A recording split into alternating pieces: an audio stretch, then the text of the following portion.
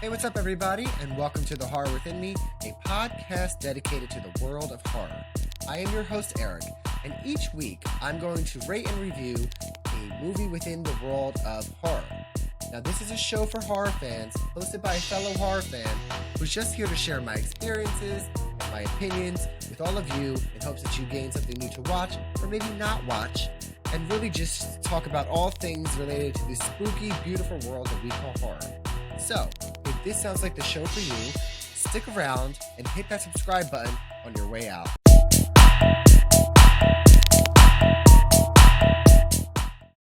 Hey, what's up, everybody? Welcome back to another Spooky Sunday episode of The Horror Within Me. It's me, your host, Eric.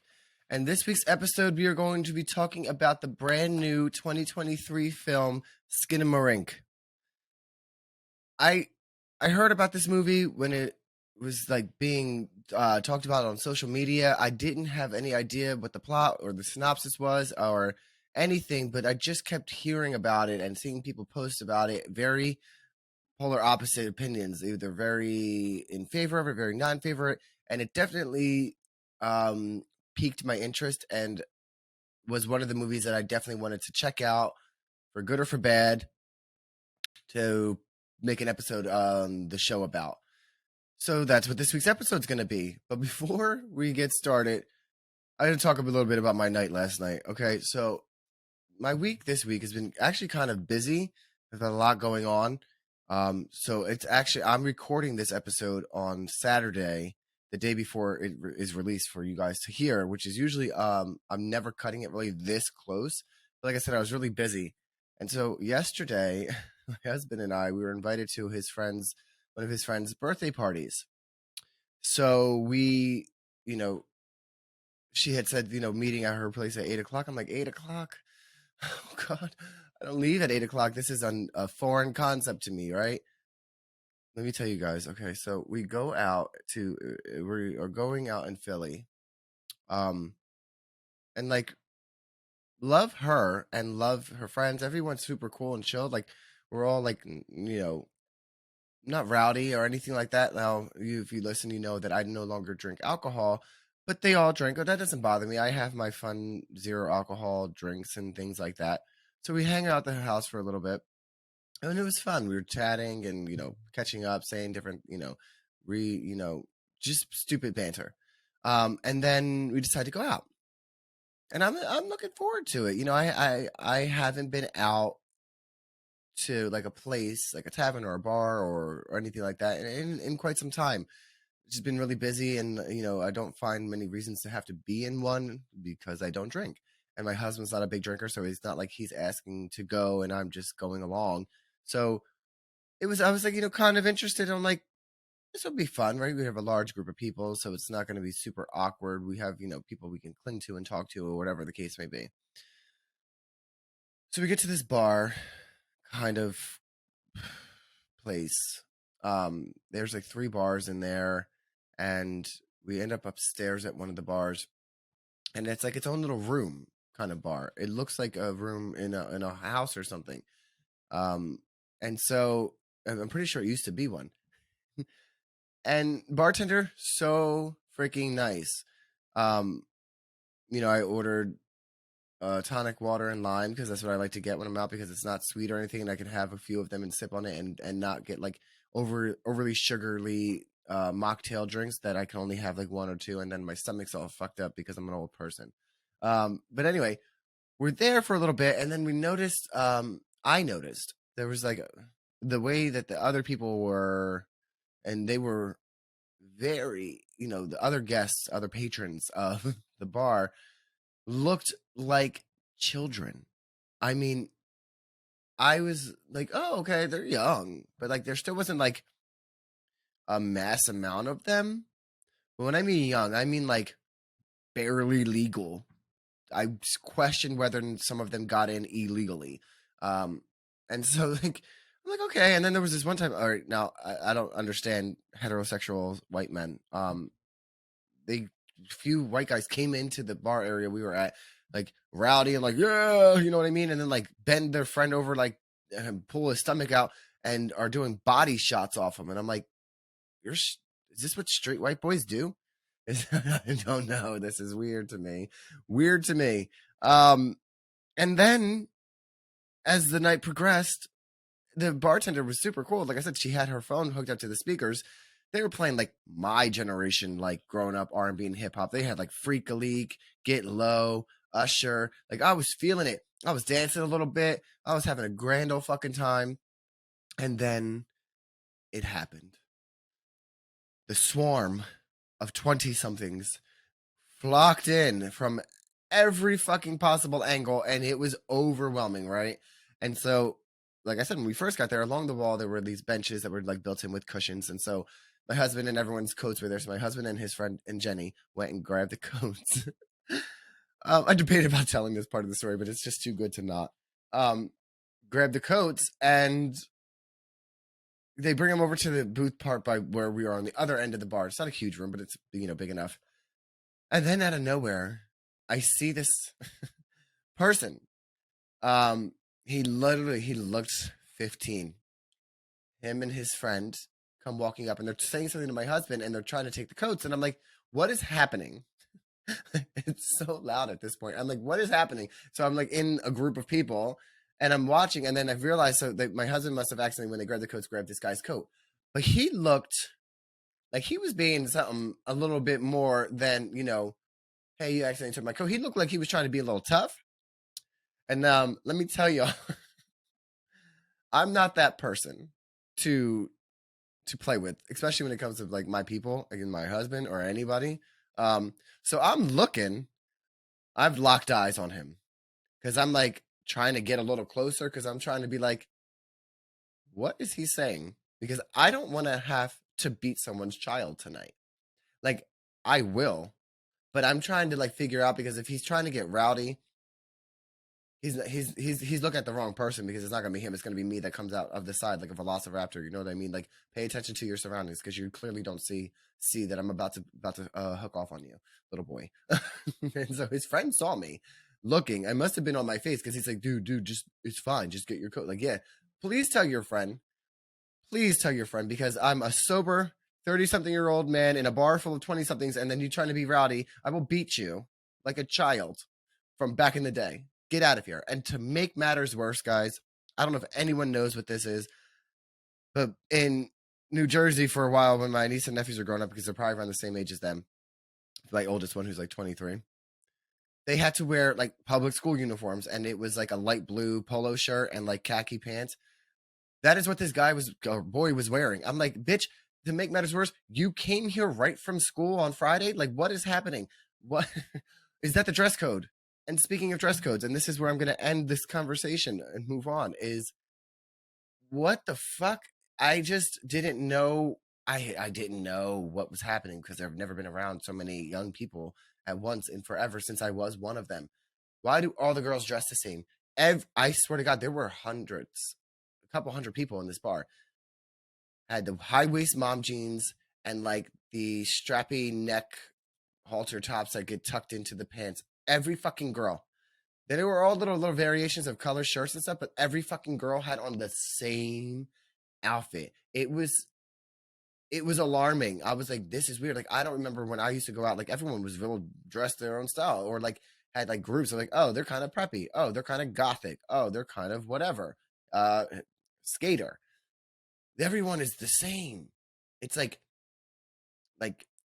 fucking what are those things like when you get infected by the alien host? They were like hosting alien bonds.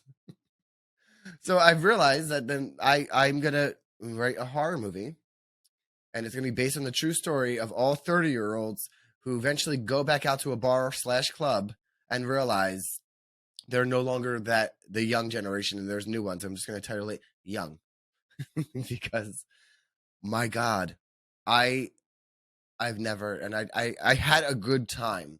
This is not to take away from the fact that we had a good time until it got like to that point, and that's when I was like, "Alrighty, I am leaving. Have a great time. Enjoy the rest of your birthday." But everyone agreed, and they all went somewhere else. But at that point, we just ventured home because we had things to do today.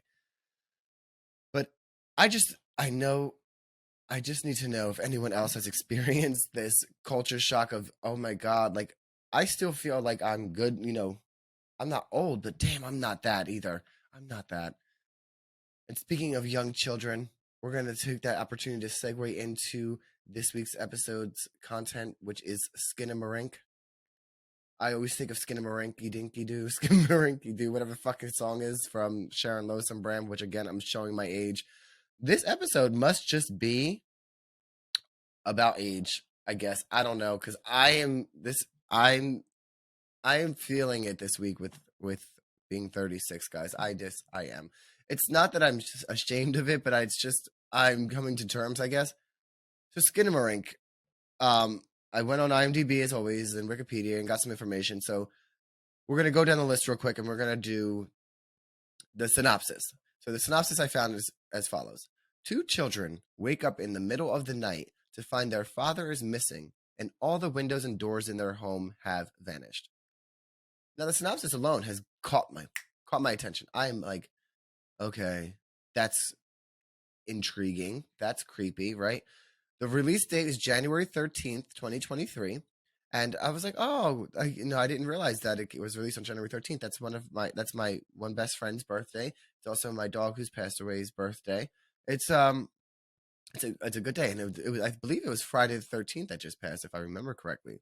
And the movie stars Lucas Paul as Kevin, Dolly Rose uh, T. Trot as Kaylee, Ross Paul as dad, and Jamie Hill as mom. Like mom and dad are just mom and dad. We don't give them more of an identity. They're not independents. They're just parents. Directed by Kyle Edward Ball, written by Kyle Edward Ball, produced by Dylan Pierce. It has a runtime of an hour and 40 minutes. Its genre only was horror. I couldn't find a rating, and I couldn't find a tagline. The IMDb rating is a 5.1 out of 10, and under Rotten Tomatoes, it has a 71% on the tomato meter and a 44% on the audience score. So that's like on paper, Skinamarink. And so, based off that information with the synopsis, um, the genre not being rated, the IMDb rating for a horror movie, 5.1, is not as bad as you would think. And then for a tomato meter, to give 71% for a horror movie, and this is a found footage horror movie, I thought was very generous, very intriguing. I like that word today. um, so I was thinking, like, okay, but the 44% audience score is like, usually it's reversed.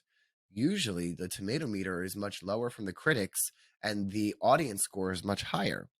So I was like interested that was kind of reversed, but not too surprised based off of what I was hearing in the horror community on social media about it before I had seen the movie. So I'm going to leave it at that, and I'm going to move on to the next segment before I get too much involved in this, because I do have a lot to say about the movie. So before we get started, we're going to move on to the next part, which is going to be this week's terrifying trivia question. So this week's terrifying trivia question, if you have seen Skinamarink, you only are going to know, or if you've seen pictures of it, is what is the name of the toy phone used in the movie? So in the movie Skinamarink, and there's pictures, there's a children's toy phone that's used, and it's very popular. And it is never mentioned on what the name of it is in the movie. I'm just curious if you already know what the name is. So stick around to the end of this week's episode to get the answer. All right. So now that we have the terrifying trivia out of the way, I also want to apologize. I did not answer last week's terrifying trivia question, and I don't have the notes up in front of me. I had it the notes kind of weird and I forgot to check it back. So I apologize for not answering last week's terrifying trivia question. But if you still want to know what it is, send me a message and I will give you the answer. Let's get on to the thick of it, right? Let's get into the best and worst reviews of Skinamarink on IMDb, because this is what I need to discuss. This is the part of the show that I'm so excited about, because it's such a movie that's so back and forth, right? We're going to start with the best reviews. I got a 10. I think I did all 10 out of 10s this week. So the first review for Skinamarink is titled, I've never cried after a film before. Okay. That was his warning spoilers, sorry. That was truly horrendous to watch.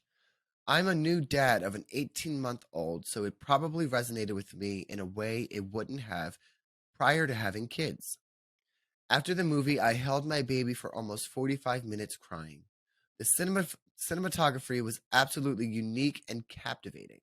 Now, here's a spoiler part, guys. So if you want to skip a little bit, I'm gonna read it. The concept itself, children suddenly in a Kafkaesque environment. I don't know what that is. Anyway, they're home, but now alien and hostile. No natural light exists. These children do exactly what kids would do, hover around the TV as the only source of light and comfort. Can we watch something happy? Makes me tear up thinking about it. Children who are utterly powerless suddenly thrust into the domain of a malevolent entity. It made me want to throw up. I've never had a movie elicit such an emotional response from me. 10 out of 10.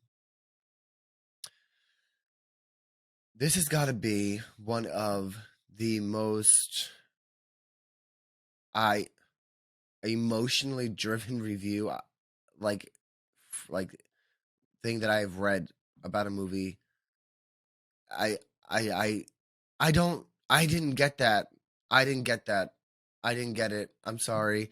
Um I don't even know how this person, like, maybe it's the fact because they are a new dad, maybe, of an 18-month-old, maybe it's sleep deprivation. I don't know.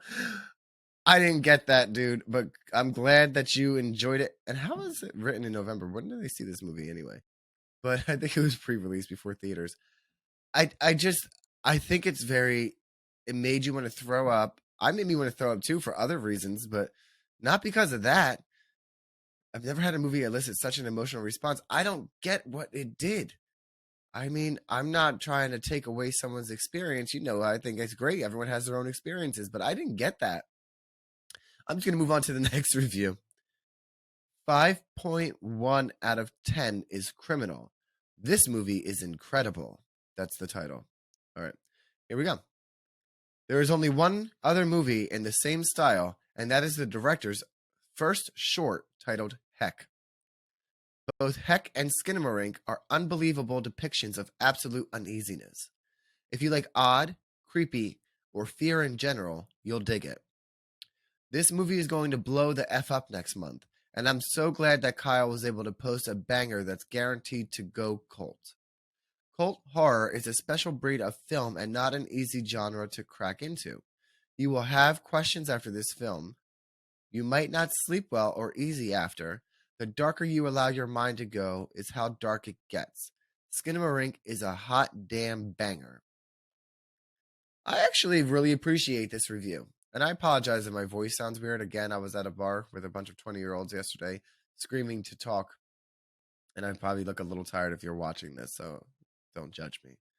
But no, I actually really enjoyed this review of the movie because first of all, it introduced there's a short film titled Heck, so it must be the style of this director and creator of the movie, which is fine. Everyone has their own creative artistic expressions, right? Um I do agree that it has depictions of uneasiness in this film. There is uh something in it that is, there's just the visuals and audio of it does set an uneasiness feeling. Jesus, can I get that word out? I also think odd, creepy, or fear in general, you'll dig it. Definitely odd, kind of creepy. It depends. Like you said, I think it's subjective to what you're looking at and what you're trying to imagine. I think he said that, it's how dark you allow your mind to go. I guess mine wasn't going that dark. I like that they also predict it, like they're throwing a prediction out there so they can go back and be like, I wrote this on this date, mark my words. This movie's going to blow the F up and be like get some points or something from someone that they predicted something. Also, hot damn banger is going to be the phrase of the week. Hot damn banger. That's what I'm going to say to people. They're not going to know why. I appreciate this review. I thought it was a good review for the movie. Um, Obviously, it's a 10 out of 10, but I mean, I like the wording of it. I like the way that he or she or they wrote it. And moving on to the last best review for Skinamarink on IMDb. It is titled Completely Horrifying, but Not for Everyone. There's too much depth here. This isn't an entertaining slasher with jump scares and gore. If that's what you're into, you won't like this movie. In my opinion, this is exactly what a horror movie should do.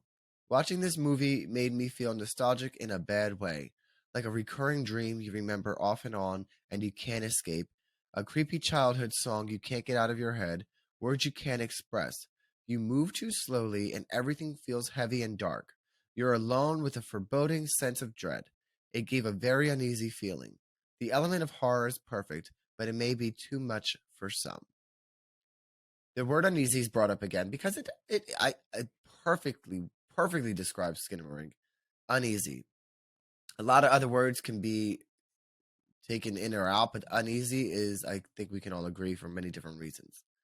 Um, it definitely isn't a jump scare movie at all. So if you watch the trailer, you're not going to think it's a slasher. So we don't need that disclaimer.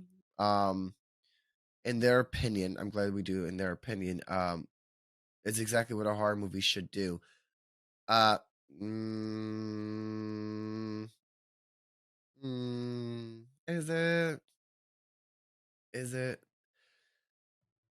I feel like there's many ways horror movies can. It depends on the goal of the movie and the genres within the genre. But okay.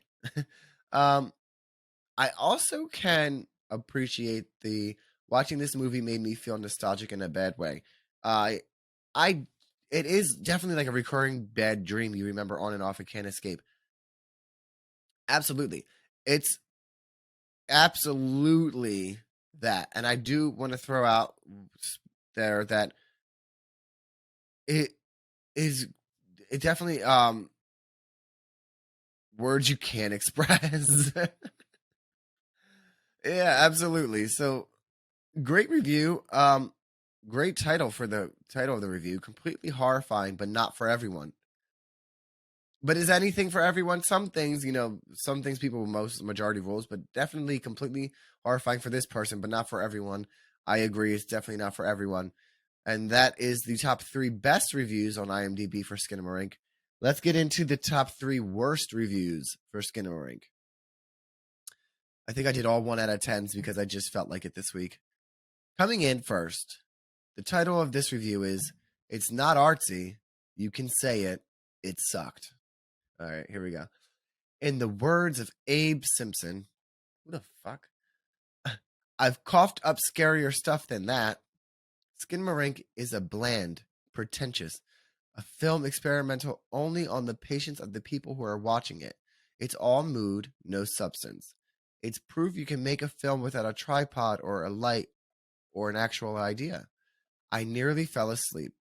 I tried to leave early after 35 minutes of nothing happening, but ended up finishing it because the waiter didn't bring me my check until it was almost over anyhow. No, it's not just not for me. It's an awfully done film who can only find an audience in people who liking things that are anti-mainstream. It tries so little to be anything. How can you love it or hate it? I don't hate it. You didn't love it. I just nothinged it. The audience I saw it with had 3 people walk out. Other people saying, I guess the face at the end was scary. No, people, you aren't wrong. It was utter garbage with a good trailer. It was a feature film with 10 minutes of content. It sucked. That's not a controversial opinion. Well, clearly this person, first of all, who the fuck is Abe Simpson? Do I gotta Google this? I don't know who the fuck that is. And what does that say about me? I don't know. I don't know who the fuck that is.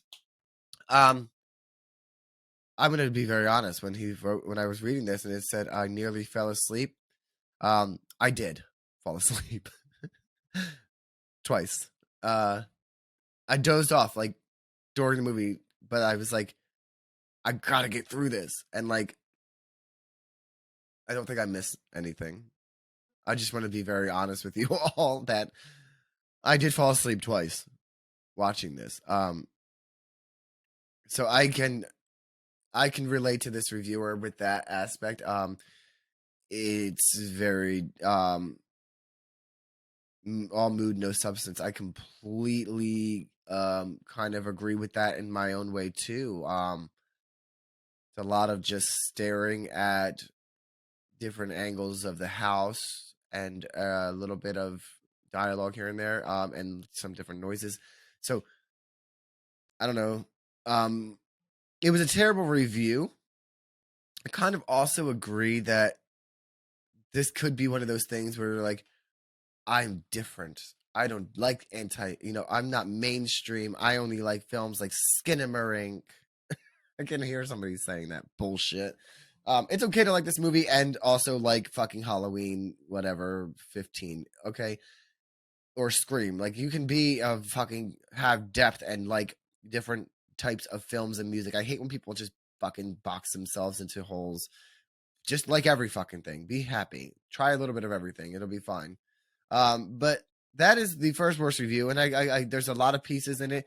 I I think the title's funny. It's not artsy. You can say it. It sucked. It's like don't be scared now. I will spearhead this and I'll say it first, and then you can just follow suit. You don't need to be the person taking the lead on this. I'm sure other people will say what they need to say. Moving on to the second bad review, titled "Straight Trash." I went into. All right, I'm gonna read it how it's written, people. You know how it is. I went into movie and I hadn't watched the trailer because I feel like trailers, especially the horror genre, give away too much. Anyway, I never been more annoyed watching a movie. The movie was repetitive and way too long to just be looking at ceiling corners, toys on the floor, and listening to white noise static. There was no payoff. Straight trash. At one point, I was like, give me something, man. Anything. Nope. Just more bad angles and child whispers. I wanted to like this movie. I just give props to the director for believing in this and seeing it through to the end. I'm sure it made sense to him. That was a nice way to end a 1-star review that you titled Straight Trash. Like I hope it made sense to the director. I hope they didn't like get through and was like, we're in it now, fuck it. And they just put it out there hoping to be destroyed by critics. I don't think so. Of course they loved it. Of course they had, believed in their movie. Um, I don't see it's a warning spoilers. What did you spoil? I don't think you can spoil Skinamarink. I am going to dare someone right now, whoever you are listening, I'm going to dare you to write a review and send it to me that you think spoils Skinamarink. I need a review that actually, like, if I read it, ruined the movie for me. Because I don't see how that's possible with this movie. I'm gonna be honest, I don't. Um, it is very repetitive. I can agree. I can agree with that. Ceiling corners is not an exaggeration. I'm There's ceiling corners. There's carpet shots only, like um lights, night lights, television. Yeah, definitely. He wasn't exaggerating, or she wasn't exaggerating on that. So again, I think it's funny that they gave props to the director. Good for you. It was a nice way. I also like that they were like they put in the word straight trash in the review to like kind of play off how they titled like their review. And now it's time for the final worst review of Skinamarink from IMDb. And this is titled Never Getting Those 100 Minutes Back. Dot dot dot. Was it scary? No. Was there built up tension? No. Was the sound evoking anything? Yes. Pure annoyance in the white noise and random louder segments. Let me help you build your expectation. Long shots of grainy hallways, children's toys in the floor and on the children's feet walking, random dialogue that you can barely hear every 10 minutes. The whole movie is grainy video that never focuses on anything worth watching. If this had been a 15-minute short, it may have been worth a watch for the concept. Unfortunately, this is 100 minutes of boredom and wishing it would just find a moment entertaining. Given we had three sleepers just on our row in the cinema, managing to stay awake the full 100 minutes was a miracle. um, yeah, yeah. I mean, honestly, my favorite review. It really is my favorite review of this movie. Um, there it was random louder segments. Definitely, I didn't know what the fuck was happening. um, the grainy fucking picture was, I don't know why we needed that. Um, didn't need it, and I completely agree that if this had been a 15-minute short, it might have been different for me, a different experience. And also, again, three people in the cinema managing to stay awake. Like, I was home, and yeah, I fucking knocked out twice. Not for long periods, because like I said, I got through, but I knocked out twice. Like, the movie knocked me out twice because I didn't know what was going on. I just was trying I stuck it out because one, I wanted to do an episode on it, and two, I really wanted to see if it where it was kind of going, right? This is my favorite review because I feel like it is pretty accurate, and it gives you, like, it does set up your expectations. Like, this is what you guys can expect. So kudos to this reviewer. It's going to be hard. It was hard for me to top my review that we're going to get to in a moment for this film. So that concludes the top 3 best and worst reviews from IMDb for Skinamarink. So that moves on to the next part of the show. So this is difficult. Favorite thing from the movie for me. I actually do have a favorite thing from the movie, and it's a spoiler, but it's the bedroom scene with the mom and dad. Now, this is the only part of the movie for me that actually I was like, oh, we're getting into something. Oh, my heart rate's elevating, getting a little nervous. And so I'm going to just describe the scene. So this is a spoiler. If you don't want to know it, um, don't listen to this part. But the little girl goes into the room, and the dad's sitting on the bed, and it just freaked me out a little bit because I'm like, what's happening? Oh, there's another person. And he whispers, look under the bed. And that fucking freaked me out. And then there's the rest of things that play out. I'm not going to leave it at that. But that's the only part of the movie that I really, really liked. And what I didn't like the most from Skinamarink, and I have to be honest, is how long the movie was. Like I said, I agree with the other person from the review who said if this had been a 15-minute short, it might have been different.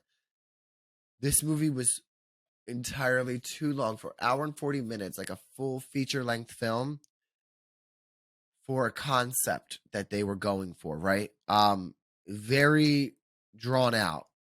I don't think that I think that their expression and their point was made very early on, and the drawn out shots were too long. For example, there were shots, like I said, where, like, for a pull from another review, like a corner ceiling, weird angled shot, um, would last for like a minute or so with nothing going on. Like, you don't see anything.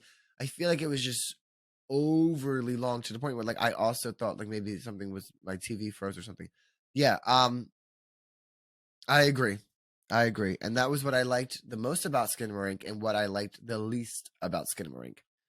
And before we move on to my final rating and review for the movie Skinamarink, it is time to answer this week's terrifying trivia question. So to revisit, the question was, what is the name of the toy phone used in the movie? And the answer is Fisher Price Chatter Telephone. This fucking thing had a name. I don't know. It's a fucking toy phone, right? Who knew? Yeah, it's made by Fisher Price, and it's a Chatter telephone. And I googled it, and like, it's been around forever. I didn't see when it was like first released, but I did see that they are still being sold, like looking a little updated and not as like vintage, but they are still selling them for children. Like, must be very popular fucking toy that it's lasted decades, right? But that is the answer to this week's terrifying trivia question, and it's time at the end of our show for my rating and final review. We've gone through everyone else's, different reviews, but it's time for me to give you my opinion. So I've decided, since we did, we're sticking on the theme for toy phones, the rating system for this week's movie is going to be those toy phones. And my rating for the 2023 film Skinamarink is a 2 out of 10. I almost gave it a 1 out of 10. Like, I truly did not enjoy this film. I really didn't like it. And if you didn't catch on by the other things I was saying about this film already, I'm going to make it very clear. I did not like Skinamarink. That doesn't mean that other people cannot like it, but I did not like it. And the only reason I did not give it a 1 out of 10, because I was like, definitely 1 out of 10. Like, fuck it. I have to give it a 1 out of 10. And then I was like, wait. I actually got scared with the bedroom scene. So it did scare me for one brief moment, and that is why it got a 2 out of 10. The only reason it got a 2 out of 10. Other than that, I don't get it. And this takes me back to, like, being so lost. Like, found footage is a horror genre for me too. Like, subgenre of horror. The weird moving of the camera stuff. Like, found footage is not always, it's not my favorite genre of horror, but it's not that I can't appreciate it, because I appreciate other found footage films. This was just not for me. Which brings me to the review that I've written for Skinamarink. It's time for my final review, and here we go. Skinamarink had a good concept with poor execution. The grainy video combined with bad audio was not a compliment. The audio volume range was so bad that even my dog became upset at several parts, and that's not a good thing. This film would have done well as a short TikTok video with potential for a bigger studio to take that concept and provide a larger budget to take the idea and smooth it out for audiences and theaters. The shots of corners, walls, floors lasted entirely too long, to the point that the only reason I knew the movie was still going was by the annoying flickering light you see on the TV that you get when you try to record it with a device. Maybe I am officially too old for the new concept of horror, but this movie was not for me. And that's what I mean. Like, this week is all about me feeling like I am definitely in the new generation has definitely taken over everything, because I've been shocked into my own reality of I am not that generation. I am a proud 36-year-old, and nothing to the other generation, but some things I'm not going to be able on the same wavelength with, and I have to come to terms with that. And for me, Skinamarink is not for me. Kudos to those it's for. And if you want to check out Skinamarink, it is streaming now on Shudder. And that concludes this week's episode. So everyone, enjoy your week, and I will see you all and speak with you all on a brand new horror movie content next week. Bye. For more Horror Within Me content, visit my link tree at linktr.ee/horrorwithinme.